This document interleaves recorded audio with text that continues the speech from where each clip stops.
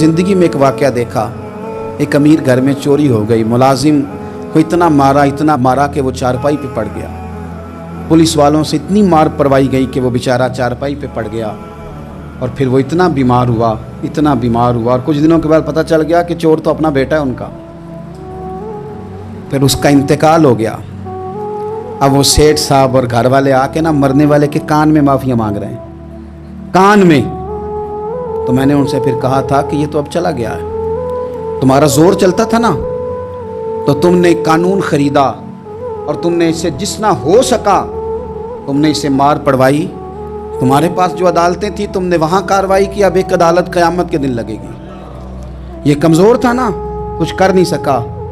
मेरे नबी पाक सल्लल्लाहु अलैहि वसल्लम ने फरमाया, सुन लो, अगर सींग वाली बकरी ने बगैर सींग वाली बकरी को तकलीफ दी होगी ना, तो क़यामत के दिन उसे भी बदला देना पड़ेगा कि तेरे पास सींग थे और तूने इसे मारा था।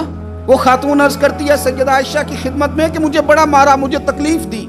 मैं कह रही थी कि मेरे सामने चील ले गई है, पर वो नहीं मान रहे थे। अम्मा जी उन्होंने मुझे बड़ा मारा। हज़रत आयशा सिद्दीक़ा कहती हैं फिर क्या हुआ? कहने लगी, अम्मा जी जब कोई मेरा मददगार ना रहा, मुझे तकलीफ़ दे रहे थे, रुसवा कर रहे थे, तो मैंने अपने रब से मदद चाही।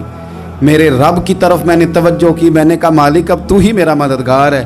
कहती है वो मुझे मार रहे थे तो वो चील जो हार ले गई थी वही लेके वापस आ गई, और हमारे सरों के करीब ला के उसने जब उस हार को फेंका, वो मुझे छोड़ के साइड पे हुए। वो मेरी बेगुनाही जान गए।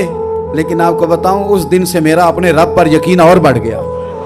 मुझे समझ आ गई कि जब इंसान पूरा टूट जाता है और जब कोई चारों जानिब उसका मददगार नहीं होता, तो रब तो होता है ना, अल्लाह तो उसका मददगार होता है ना। वो तो फिर अपने उस बंदे की मदद करता है ना, फिर वो तो तवानाई देता है ना, वो तन्हा नहीं छोड़ता। वो तो आंसुओं वालों के आंसुओं पे बड़ा करम फरमाता है। वो तो कसम पुरसी में आ जाता है, उसकी रहमत बढ़ के इस्तकबाल कर लेती। तो भाई, जब आप पर अल्लाह की हिकमत के तकाजे पूरे होने लगे